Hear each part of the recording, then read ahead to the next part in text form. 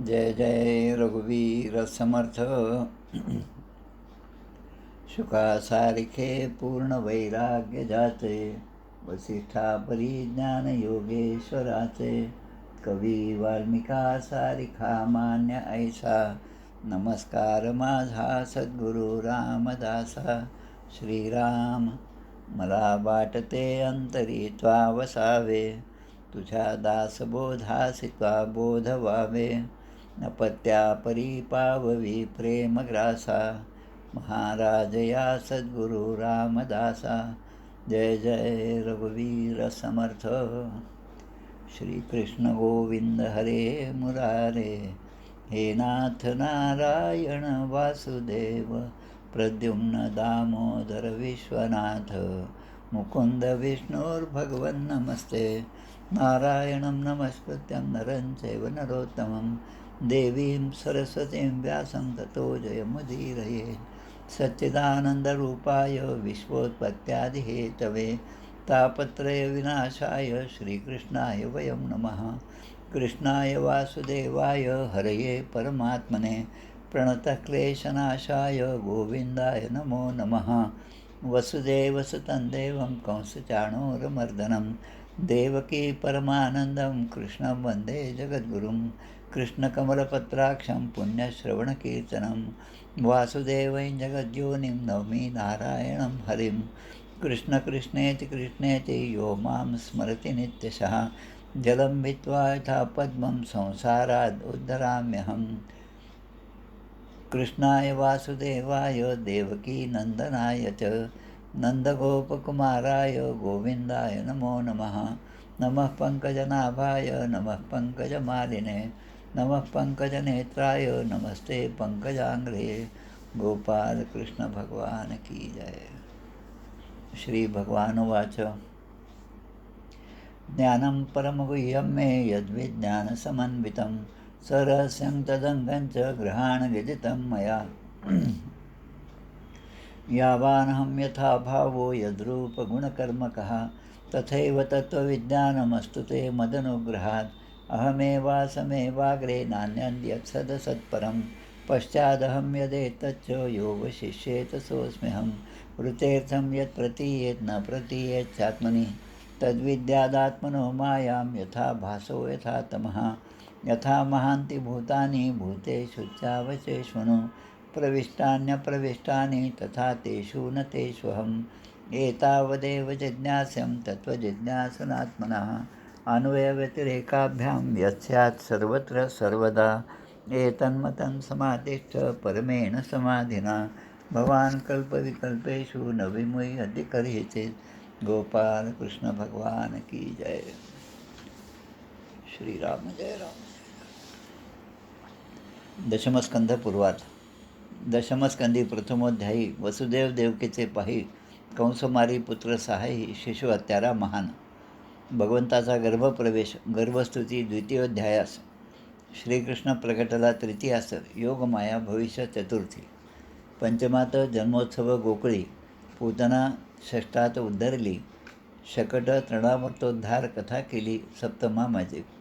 अष्टमी नामकरण बाललीला, नवमी श्रीकृष्ण उखळी बांधला, दशमी यमलार्जुन उद्धारला, एकादशी तारिले वत्स बक, आगासुरोद्धार द्वादशी, ब्रह्मा मोहनाश त्रयोदशी, ब्रह्मद्वारास्तुती चतुर्दशी, पंचदशी धेनुक कालिया युद्ध, षोडशी काली अशी प्रसन्न, सप्तदशी त्याचे पूर्वकथन, दावानली वाचती व्रजजन, अष्टादशी प्रलंब तारिला, 19 व्रजानल शांती, 20 शरद ऋतू कथाती, 21व्यात अन्योक्ती वेणुगीत, चिरहरण 22,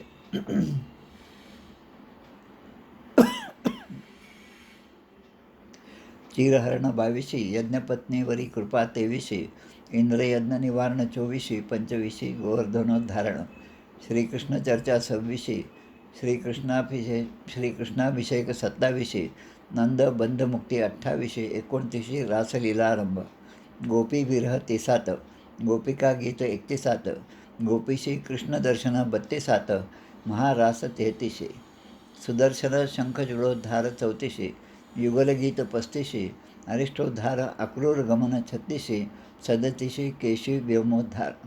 अक्रूर व्रजयात्रा 38, मथुरा गमन 39, श्रीकृष्ण स्तुती 40, 41 मथुरा प्रवेश.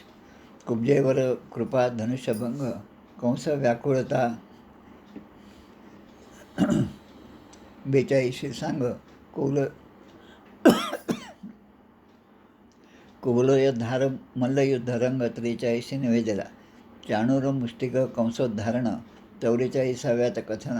कृष्ण बळराम सूत्रबंधन गुरुकुल प्रवेश 45. उद्धव व्रजयात्रा 46, उद्धव गोपी भ्रमर गीताशी 47व्या अध्यायाशी केले निवेदन. अध्याय 48 श्रीकृष्ण भेटी कुब्जा अक्रूर ग्रहाशी, अक्रूर हस्तिनापुराशी 49 जात असे. गोपाळ कृष्ण भगवान की जय. श्रीराम जय राम जय जय राम.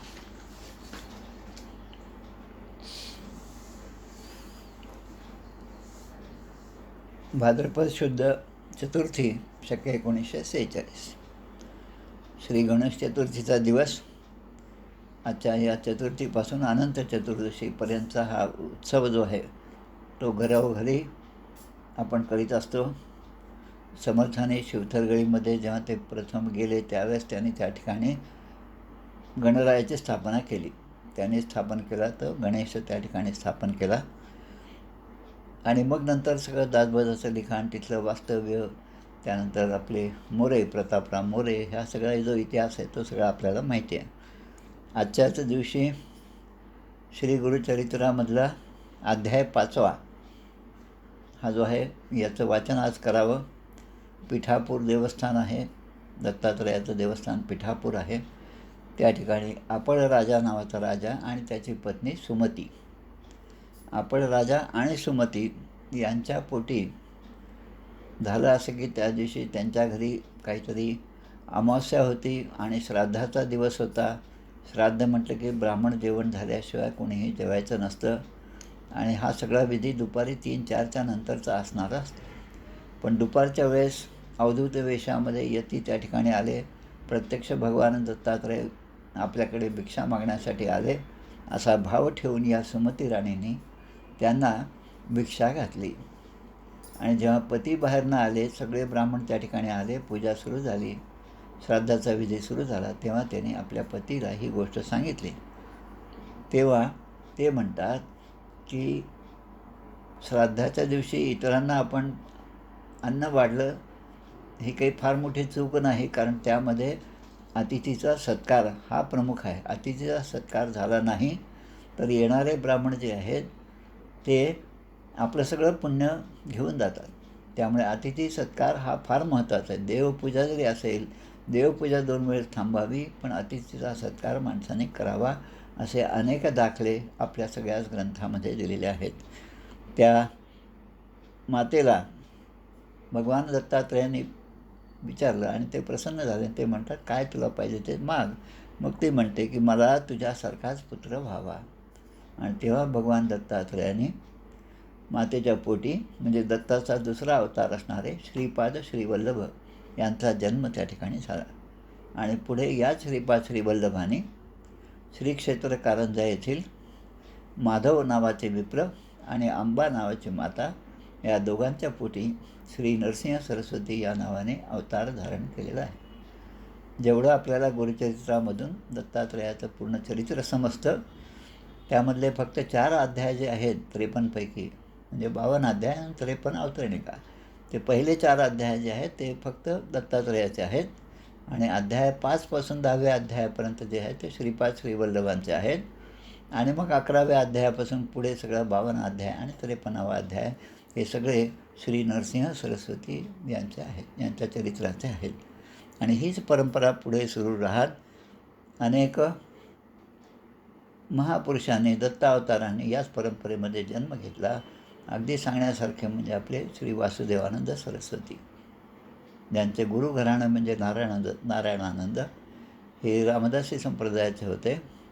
कारंजामध्ये असणारा दुसरा मठ प्रल्हाद महाराजांचा, त्या मठाचे ते अनुग्रहित होते. चाफळला आपण जेव्हा वीरमारुती वीर नाही, दास मारुतीच्या पाशी आपण रामाकडे तोंड करून उभे राहतो, तेव्हा आपल्या उजव्या हाताला एक छोटंसं मंदिर लागतं पहा. म्हणजे उभ्या उभ्या आपल्याला त्या मंदिरातल्या मूर्तीचं दर्शनसुद्धा होत नाही, खाली वाकून आपण नमस्कार करतो. ती नारायणानंदांची समाधी आहे. आणि याच प्रकारे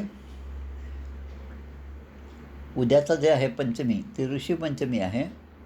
गजानन महाराजांचा पुण्यतिथीचा दिवस ऋषीपंचमीचा.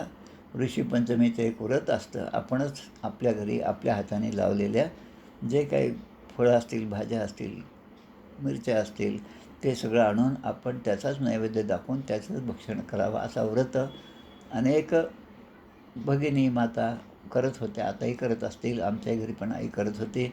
आणि त्यावेळेस आम्ही खेड्यामध्ये सुद्धा गावोगावी कोणाकडे तरी जाऊन या सगळ्या गोष्टी आणायच्या आणि आपल्याकडे जे असेल ते दुसऱ्यांना द्यायचं, असा तो व्रत होता. उद्याच्या ऋषीपंचमीच्या दिवशी अजून 2 गोष्टी झालेल्या आहेत. ते म्हणजे कवी हरी अंतरिक्ष प्रबुद्ध पिपलायन अविर्होत्र दुर्मिळ चमस कर भाजन, हे जे 9 योगेश्वर आहेत वृषभदेवांचे, 100 पुत्र त्यापैकी हे जे 9 आहेत, त्यापैकी पहिले जे आहेत कवी यांचा अवतार असणारे मत्स्येंद्रनाथ यांचा जन्मदिवससुद्धा उद्याच आहे. त्याचप्रमाणे आपल्या परमपूज्य कलावती आई, ज्या बेळगावच्या राहणाऱ्या होत्या, त्यांच्या शिष्य असणाऱ्या विशालाक्षी यांनी आईसाहेबांचं चरित्र लिहिलेलं आहे परमपूज्य आई या नावाने. आणि त्यामध्ये कलावती आईंचं पूर्ण कार्य जे आहे त्याचा आढावा त्यांनी त्या चरित्रात घेतलेला आहे. अक्कांच्याकडे जेव्हा भागवतासाठी आम्ही गेलो होतो, जवळपास 98-99 गोष्ट आहे, 2 वर्ष गोकुळाष्टमीच्या या 8-9 दिवसामध्ये. अगोदर हिचं भागवत झालं, मग माझं झालं. त्यावेळेस इथल्या वास्तव्यामध्ये कलावती आईंच्या त्या सत्संगाचा परिचय झाला आणि कलावती आईंचं पहिल्यांदा दर्शन झालं. तोपर्यंत आम्हाला त्यांच्याबद्दल काहीच माहिती नव्हती. आणि नंतर त्यांनी लिहिलेले पुस्तकं जे आहेत ते सुद्धा पुस्तकं माझ्या घरी आली. अगदी योगायोग, आता ते सगळं सांगत बसलं तर खूप वेळ जाईल म्हणून काही सांगत नाही. पण एक सुंदर असं चरित्र कलावती आईंचं, आईसाहेबांचं चरित्र हे जरूर सगळ्यांनी वाचावं. आता आजचा जो विषय आहे पंचदशोध्याय, दशमा स्कंदामधील पंचदशोध्याय 15वा अध्याय, म्हणजे धेनुकासुराचा उद्धार आणि गोपाळांचा कालियाच्या विषापासून बचाव. या कालियाच्या संदर्भात 15वा अध्याय, 16वा अध्याय आणि 17वा अध्याय असे 3 अध्याय आहेत. त्यापैकी हा पहिला कालियाचा अध्याय जो आहे तो आहे धेनुकासुराचा उद्धार आणि गोपाळांचा कालियापासून बचाव. श्रीकृष्णाचे जे सवंगडी होते त्यांची नावं याच अध्यायामध्ये लिहिली आहेत. श्रीदामा आहे, मनसुखा आहे, पेंद्या आहे, सुबल आहे, स्तोककृष्ण आहे, श्यामसखा आहे. हा श्यामसखा अंध होता, पण बलराम त्याचे हात पकडून त्याला सगळीकडे घेऊन जात होते आणि त्याला डोळ्याने दिसत नसलं तरी त्यांनी मनाने, अंतर्चक्षुनी भगवंताच्या सर्व लीला पाहिलेल्या आहेत. आपण पाहिलं मागच्या अध्यायामध्ये. तसं या ठिकाणी बलराम आणि श्रीकृष्ण आता जे 5 वर्षाचे होते ते आता 6 वर्षाचे झाले. कुमारावस्था गेली आणि पौगंडावस्था त्यांना प्राप्त झाली. आता ते गायी चरावयास पात्र ठरले. गोपाष्टमीचा जो सण येतो दिवाळीनंतरचा, तो दिवस गोपाष्टमीचा, गायी चरण्यासाठी ते निघतात. तर ते आपल्या मित्रांसह गायी चारण्यासाठी वनामध्ये जात होते, वृंदावनामध्ये. आता ही जी कथा आहे ते गोकुळ सोडून जेव्हा वृंदावनामध्ये आले त्यावेळेची कथा आहे.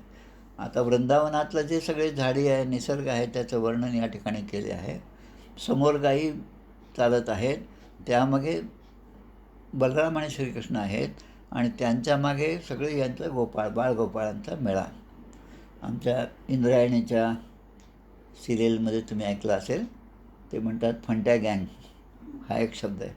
अगदी खेड्यातलं वास्तविक दर्शन त्या सिरियलमध्ये झालेलं आहे. आणि भक्तिभाव कसा दृढ होत जातो, त्या इंद्रायणीचं भगवंताचं जे प्रेम आहे ते खरोखरच पाहण्यासारखं आहे.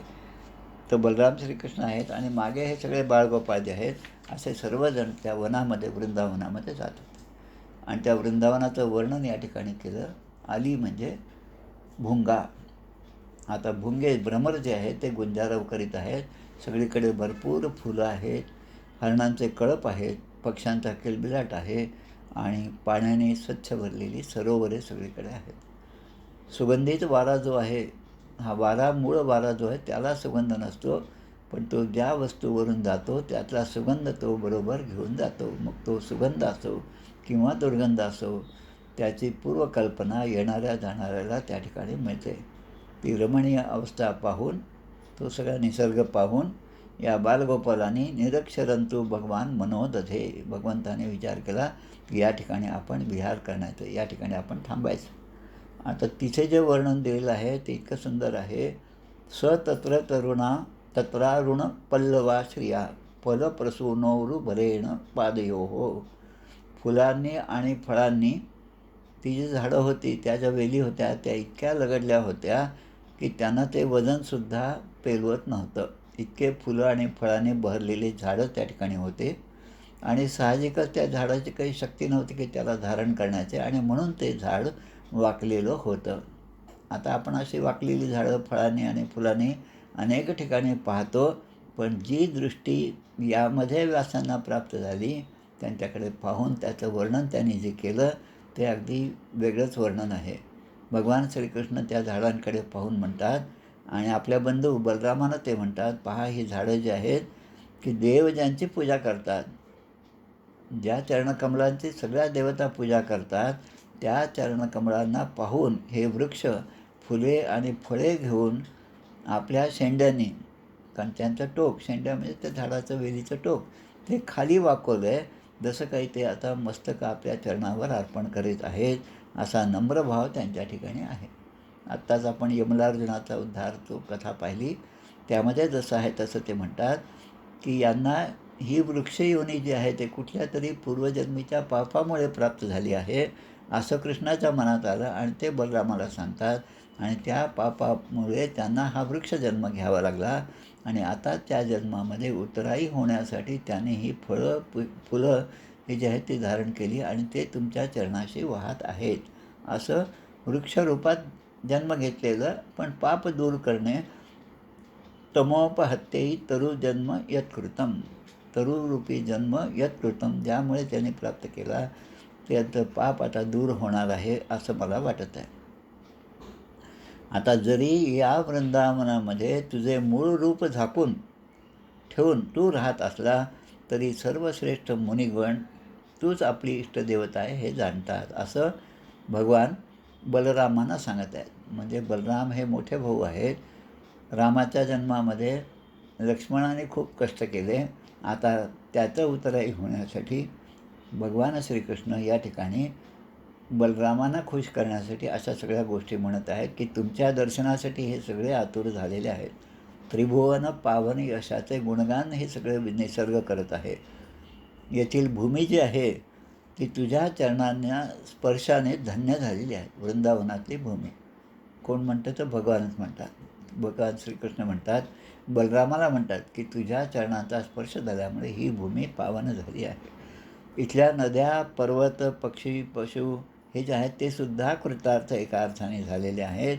आणि ज्या गोपी लक्ष्मीलाही स्पृहणीय, लक्ष्मीला ज्याची इच्छा असते अशा तुझ्या वक्षस्थळाच्या स्पर्शाने त्यासुद्धा कृतकृत्य झालेल्या आहेत. म्हणजे सगळा निसर्ग भगवंताच्या चरणी कृतकृत्य झालेला आहे असं निसर्ग पाहिला. आणि मग शुकदेव या ठिकाणी सांगतात ते वर्णन करताना, एवं वृंदावनम श्रीमद कृष्णप्रीतमनाः पशून रे मे संचारयन्नेंद्रे सरिद्रोधस्सु सानुगः. म्हणजे आपल्या सवंगड्यासह गोवर्धन पर्वताच्या परिसरामध्ये आणि त्या यमुनेच्या तीरावर ही सगळी बाळगोपाळ जे आहेत ते आता रममाण झाले, खेळ खेळत आहेत. गोपाळ ज्यांचे चरित्र गातात असे वनमाला धारण केलेले बलराम आणि श्रीकृष्ण त्यांच्याबरोबर आहेत. आणि हे सगळे बाळगोपाळ जे आहेत ते कृष्णाचं चरित्रच गायन आपल्या मुखातून करीत आहेत. त्यातच त्यांचा वेळ जात आहे. एखाद्या वेळेस या दोन्हींनी बंधूंनी, बलराम आणि श्रीकृष्णाने राजहंस पक्षाप्रमाणे आवाज काढावा, कधीकधी मोराप्रमाणे आवाज काढावा, कधी मेघाप्रमाणे गंभीर वाणीने नाभीर दूरगान पशून दूर गेलेले पशु कसे ओरडत असतील असा विचार करून त्यांनी तसे आवाज काढावे. आहवयती म्हणजे बोलत, आव्हान आपण म्हणतो, संस्कृतमध्ये आव्हान म्हणतात. आव्हान म्हणजे ते क्वचित दाहोयती प्रीत्या, दूर गेलेले आपले पशु पक्षी जे आहेत त्यांना आपल्याकडे आकर्षित करण्यासाठी आता ते आपला जे बोलणं आहे ते बोलणं ते आता प्रगट करत आहेत हे दोघे. अशा प्रकारे या सगळ्यांचा विहार त्या ठिकाणी झालेला आहे.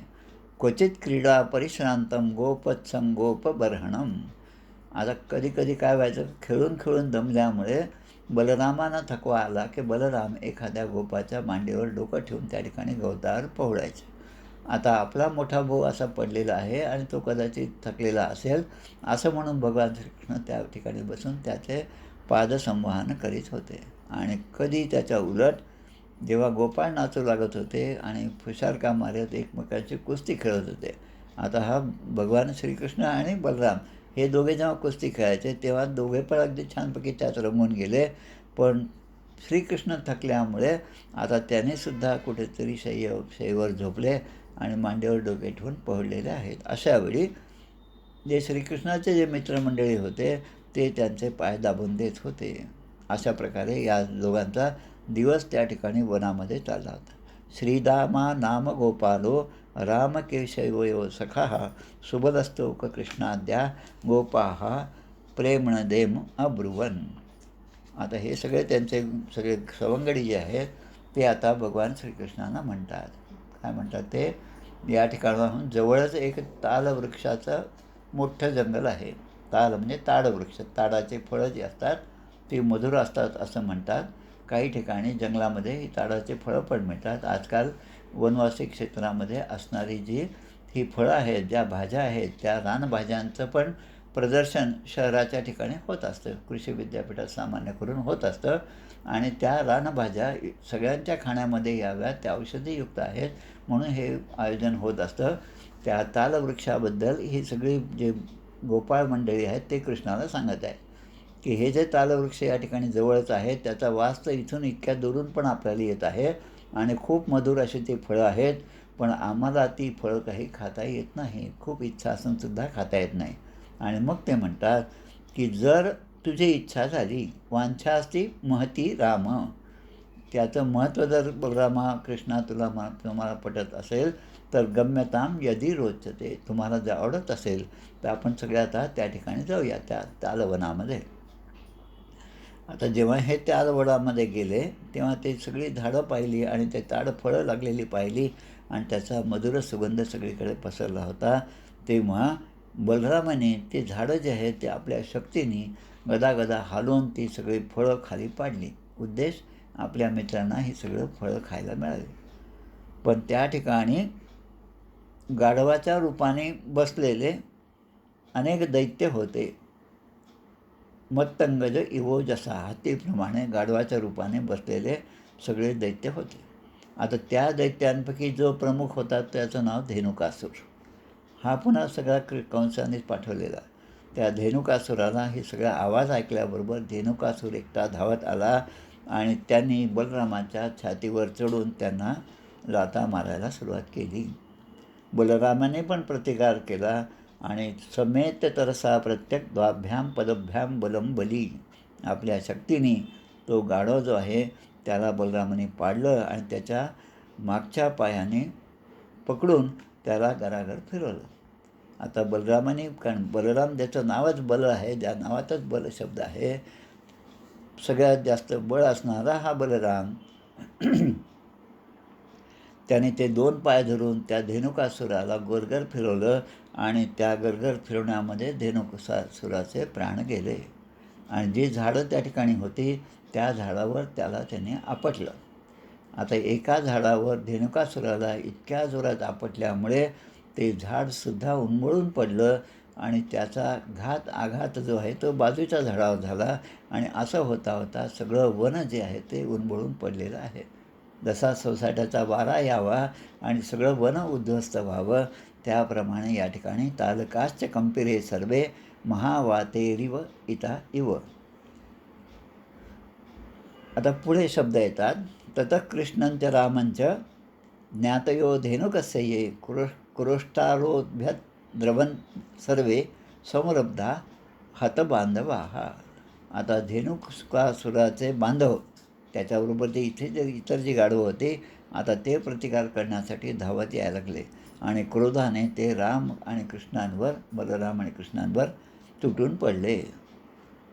आता त्यांच्यापैकी जे जे कोणी जवळ येत गेले त्यांना या दोन्ही बंधूंनी, बलराम श्रीकृष्णांनी सहजगत्या मागचे पाय पकडून त्याच झाडावर त्यांना आपटलेलं आहे आणि ते गतप्राण झालेले आहे.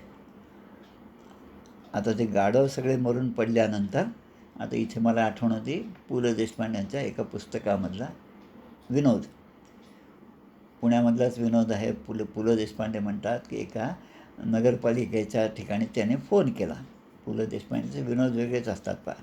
त्यांनी फोन केला की अरे इथे एक गाढव मरून पडलेलं आहे, त्याला उचलून नेण्याची जबाबदारी तुमची आहे आणि तुम्ही काहीतरी व्यवस्था करा. आता त्या नगरपालिकेतनं ज्याने फोन घेतला ते म्हणतात, अहो जे मरून पडले त्याच्या नातेवाईकांना तरी सांगा, ते घेऊन जातील त्यांना. मग पु ल देशपांडे म्हणतात, अगदी खरं आहे तुमचं म्हणणं, तुम्हीच त्यांचे नातेवाईक असल्यामुळे मीच तुम्हाला फोन केलेला आहे.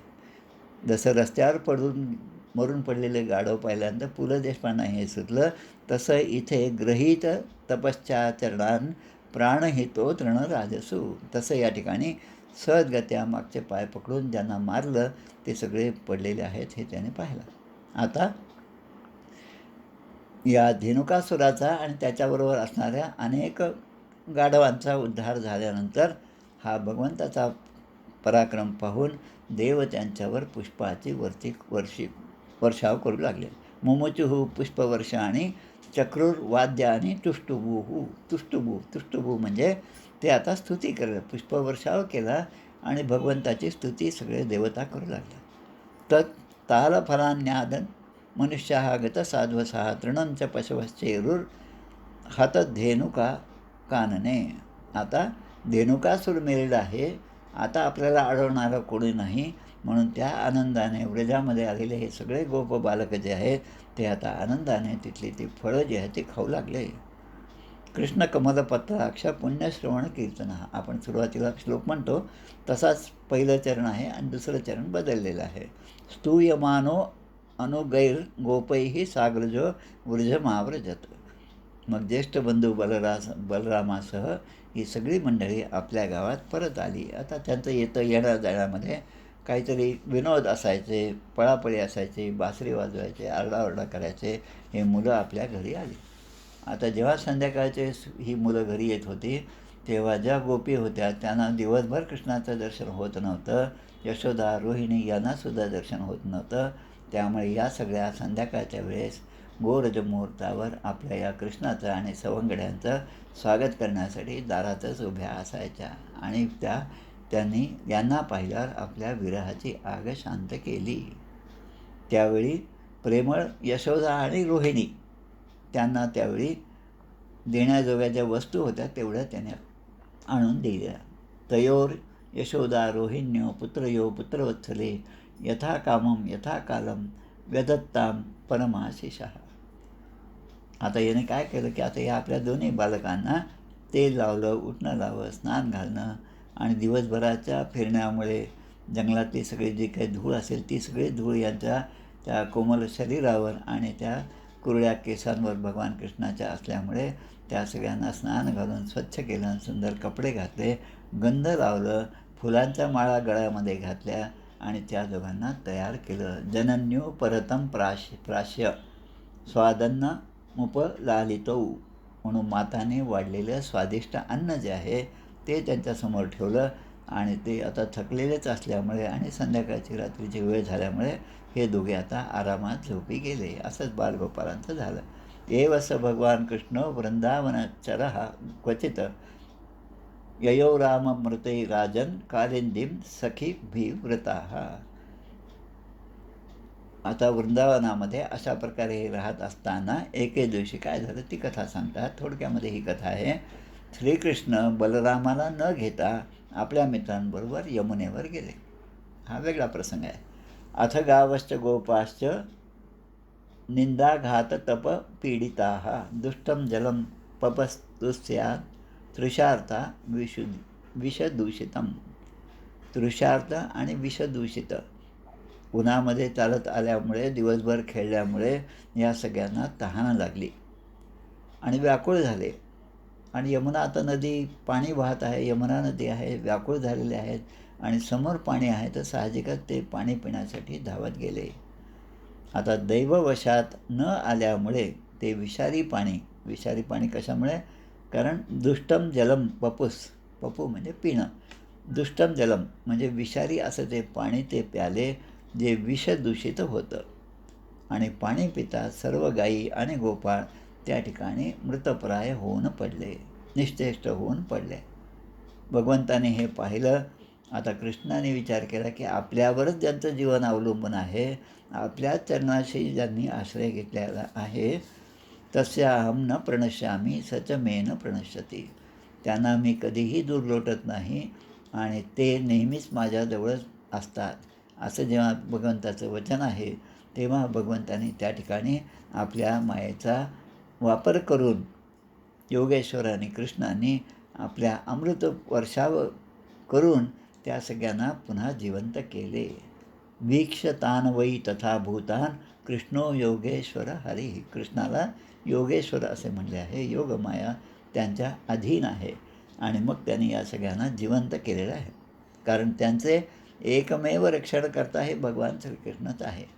म्हणून ज्यांनी भगवंताच्या चरणाचा आश्रय घेतला आणि अन्य आश्रयो त्याग, आपल्या भक्तिसूत्रामध्ये देवर्षी नारद सांगतात की अन्य आश्रयो त्याग, इतरांवर भरोसा न ठेवता एकाच भगवंतावर ज्यांनी भरोसा ठेवला त्याला ती भक्ती प्राप्त होईल आणि त्यानेच ती भक्ती प्राप्त केली असं म्हणावं लागेल.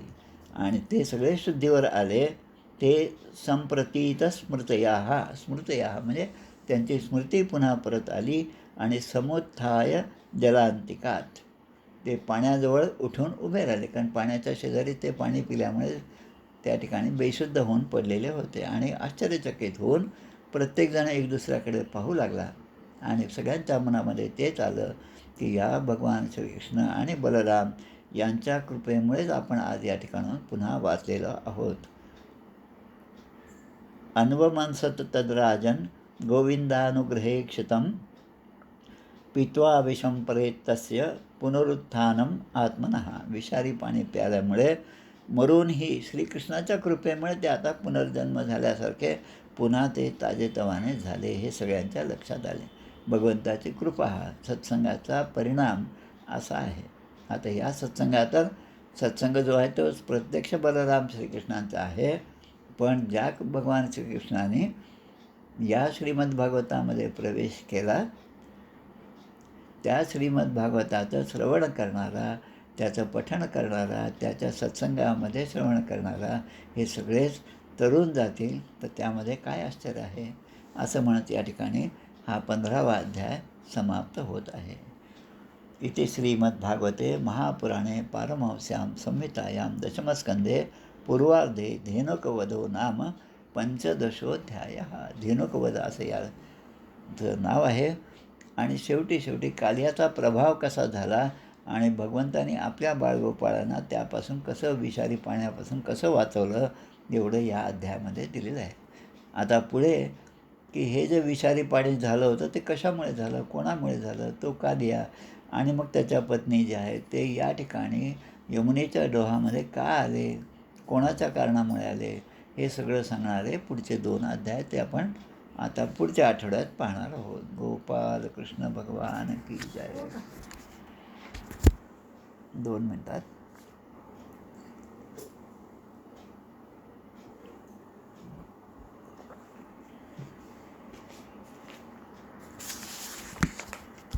जय हो जय श्री भागवता, आरती करी तुझ भगवंता.